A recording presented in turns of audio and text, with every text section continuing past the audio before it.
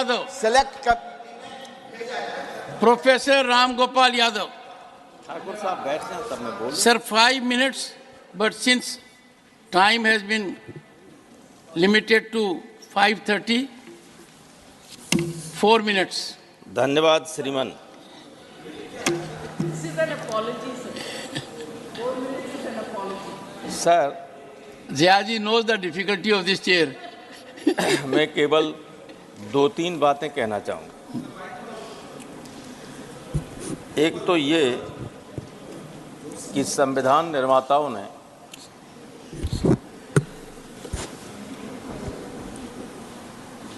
संविधान के माध्यम से संसद की सर्वोच्चता की बात की थी और कार्यपालिका, न्यायपालिका,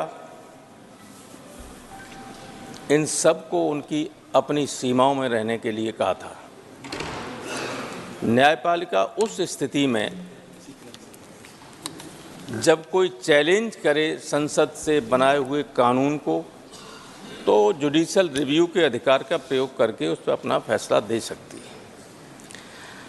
लेकिन न्यायपालिका थर्ड चैम्बर का रूप नहीं ले सकती, जैसे कभी अमेरिका की संसद को कहा गया था। राष्ट्रपति ने कुछ बनाया, उन्होंने रद्द कर दिया, संसद ने कानून बनाया, तो झमेला वहाँ हुआ था। लेकिन ऐसी स्थिति हमारे यहाँ नहीं है।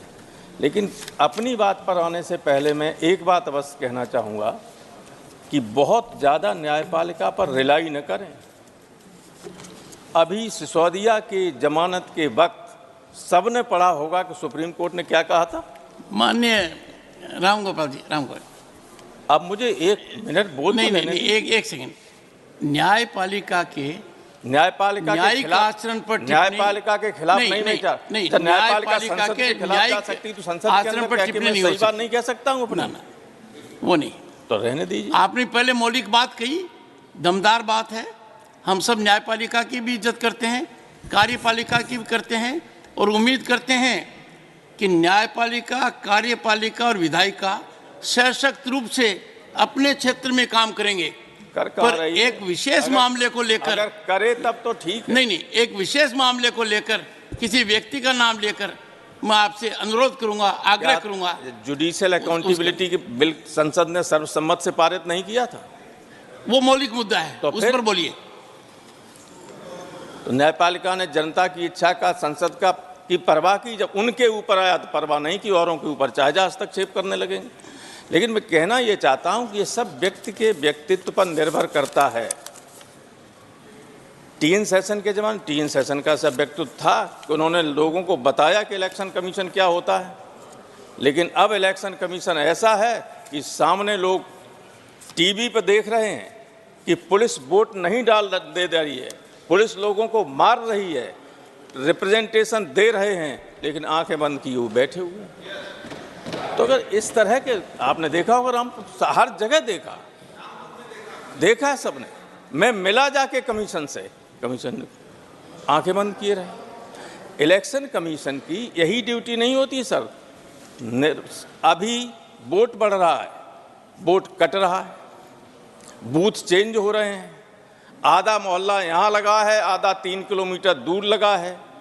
कुछ नाम ऐसे होते हैं जिनको पहचान लिया जाता है, जाति और धर्म से लाइन खींचते चले जाओ, लाइन खींचते चले जाओ। 50,000 वोट काट दिया, सुनने वाला नहीं कोई मुरादाबाद में, क्योंकि नाम से मुसलमान वोट पहचान लिया जाता है। जिसको चाहे उसको काट दो, कोई रिप्रेजेंटेशन नहीं।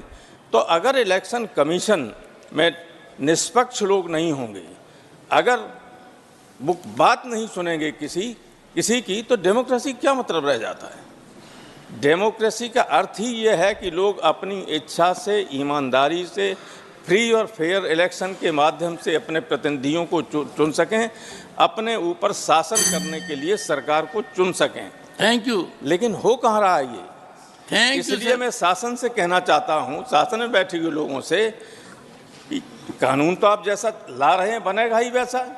Thank you professor. आपकी नीयत पे भी लोगों को संदेह है, लेकिन ऐसे लोगों को नॉमिनेट करना इलेक्शन कमीशन में जिनके अपनी अंतरात्मा नाम की कोई चीज हो जो अन्याय न होने दें, जो डॉक्टर सिर्फ आपके इशारे के पर चले। Lakshman, doctor K Lakshman,